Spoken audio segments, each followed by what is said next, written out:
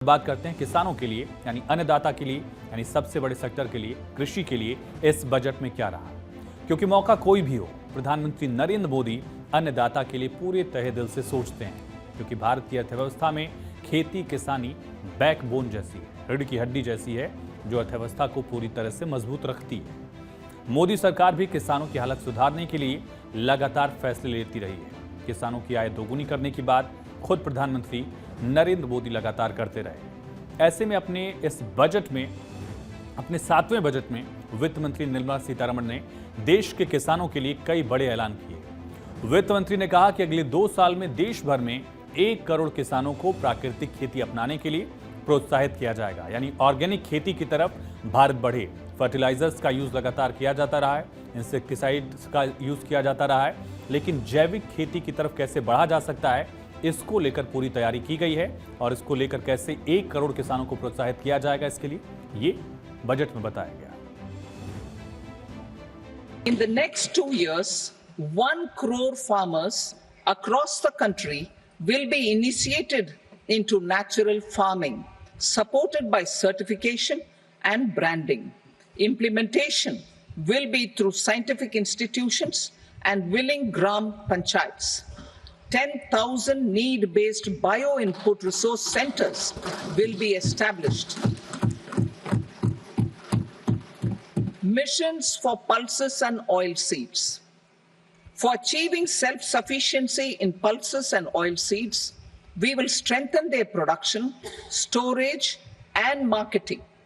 As announced in the interim budget, a strategy is being put in place to achieve Atmanirbharta for oilseeds such as mustard, groundnut, sesame, soybean, and sunflower.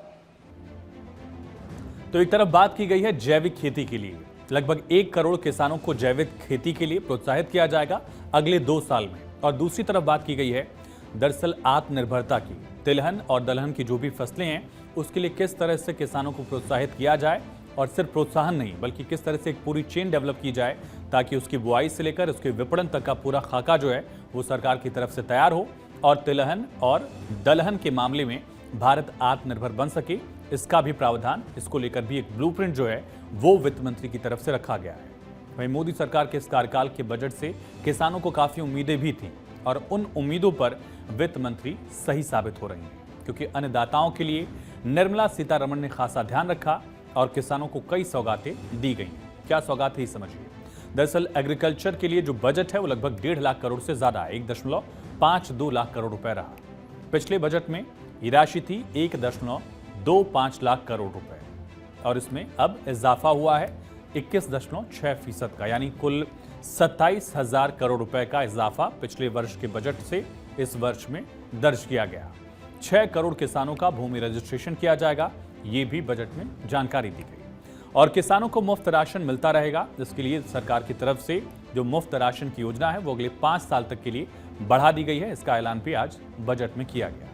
तो किसानों को ध्यान में रखकर वित्त मंत्री ने कई ऐलान किए और इस घोषणा के बाद माना जा रहा है कि अन्नदाताओं को इसका फायदा भी मिलेगा। किस तरह से फायदा मिलेगा ये भी समझिए।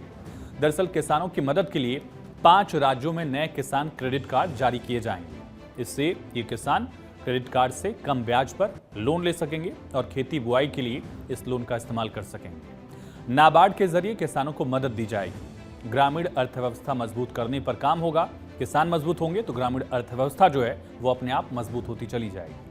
किसान की पैदावार को मौसम के असर से बचाने पर काम किया जाएगा। आपने खुद सुना, वित्त मंत्री ने कहा कि हम पूरी तरह से जो चेन है कोल्ड स्टोरेज की वो भी डेवलप करेंगे और विपणन पर भी सरकार फोकस्ड दिख रही है। अगले 2 साल में देश भर में 1 करोड़ किसानों को सर्टिफिकेशन और ब्रांडिंग के जरिए नेचुरल फार्मिंग यानी जो जैविक खेती है उससे जोड़ा जाएगा और इसकी शुरुआत कराई जाएगी। ग्राम पंचायत और साइंटिफिक इंस्टीट्यूशंस के जरिए इसको लागू किया जाएगा, इसका इंप्लीमेंटेशन किया जाएगा। 10,000 need based bio input centre स्थापित किए जाएंगे। ये तमाम ऐलान किए गए। श्रीलंका का एक सबक भी है। श्रीलंका ने किस तरह से जैविक खेती को अचानक से बढ़ावा देने का प्रयास किया और श्रीलंका की पूरी अर्थव्यवस्था दरअसल धराशायी हो गई थी, लेकिन भारत धीरे धीरे कदम बढ़ा रहा है और इसको लेकर पूरा ब्लूप्रिंट तैयार किया गया है कि किस तरह से जैविक खेती की तरफ हम आगे बढ़ेंगे साल दर साल। खरीफ फसलों के लिए भी देश के 400 जिलों में डिजिटल सर्वेक्षण किया जाएगा और फसलों की जानकारी ली जाएगी ताकि दलहन और तिलहन में किसानों को आत्मनिर्भर बनाने के लिए भी इनके प्रोडक्शन, स्टोरेज और मार्केटिंग को मजबूत करने का ऐलान भी किया गया है। खरीफ फसलों के लिए भी कई प्रावधान इसमें दिखे हैं। वहीं अंतरिम बजट में भी घोषणा की गई थी जिसके मुताबिक सरसों, मूंगफली, तिल, सोयाबीन और सूरजमुखी जैसे तिलहनों के उत्पादन को बढ़ाने के लिए स्ट्रेटेजी बनाई जाएगी ताकि भारत इस मामले में भी आत्मनिर्भर दलहन तिलहन में बने। सब्जियों की सप्लाई चेन को मजबूत करने के लिए फार्मर प्रोड्यूसर ऑर्गेनाइजेशन, सहकारी समिति और स्टार्टअप्स को बढ़ावा दिया जाएगा। इनके कलेक्शन, स्टोरेज और मार्केटिंग पर फोकस किया जाएगा। राज्यों के साथ पार्टनरशिप के तहत सरकार 3 सालों में किसानों और उनकी भूमि को कवर करने के लिए डिजिटल पब्लिक इंफ्रास्ट्रक्चर बनाने पर काम करेगी। वहीं सरकार कोऑपरेटिव सेक्टर के विकास के लिए भी, सहकारिता के लिए भी नेशनल कोऑपरेशन पॉलिसी लाएगी। ग्रामीण अर्थव्यवस्था का तेजी से विकास और बड़े पैमाने पर रोजगार के अवसर पैदा करना इस पॉलिसी का टारगेट होगा, लक्ष्य होगा। केंद्र में मोदी सरकार जब से आई है, अन्नदाताओं पर खासा ध्यान रहा। किसानों के उत्थान के लिए कई बड़े ऐलान भी किए गए।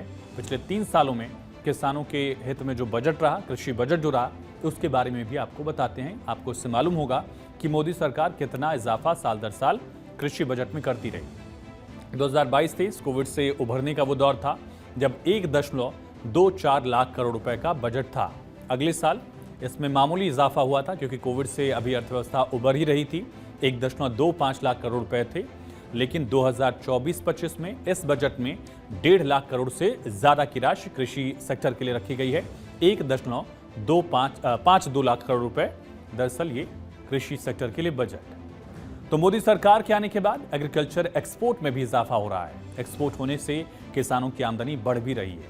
2020-21 में 3.5 लाख करोड़ रुपए का एक्सपोर्ट एग्रीकल्चर के सेक्टर में था भारत का। 2020-21 के बाद अगले वित्त वर्ष में आंकड़ा बढ़ा, 4.2 लाख करोड़ रुपए रहा एक्सपोर्ट, कृषि एक्सपोर्ट। और अगले साल इसमें मामूली इजाफा दर्ज किया गया। फिर से वो कोविड का दौर आपको याद होगा। 2022-23 में भी 4.45 लाख करोड़ रुपए और 23-24 में इसमें थोड़ी सी गिरावट दर्ज की गई। 4.08 लाख करोड़ रुपए का एक्सपोर्ट हमने एग्रीकल्चर सेक्टर में किया। आंकड़े आप डिपार्टमेंट ऑफ कॉमर्स की वेबसाइट से देख रहे हैं, यानी कि ऑफिशियल आंकड़ा ये है। तो बजट में नेचुरल फार्मिंग को बढ़ावा देने की बात कही गई है। वित्त मंत्री ने कहा कि ग्राम पंचायत जो नेचुरल फार्मिंग को लागू करना चाहेंगे उसे बढ़ावा दिया जाएगा। राज्यों के साथ साझेदारी करके हमारी सरकार डिजिटल इंफ्रास्ट्रक्चर बढ़ाने का काम करेगी। और बजट को जहां सत्ता पक्ष की तरफ से शानदार बताया गया, विपक्ष इसकी आलोचना भी कर रहा है, सवाल उठा रहा है।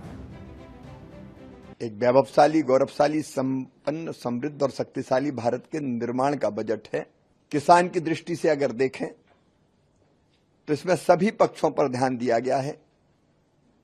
उत्पादन बढ़ाना, क्योंकि लाभ तब होगा जब उत्पादन बढ़ेगा। उसके लिए फल, सब्जी और अनाज की 109 नई वैरायटी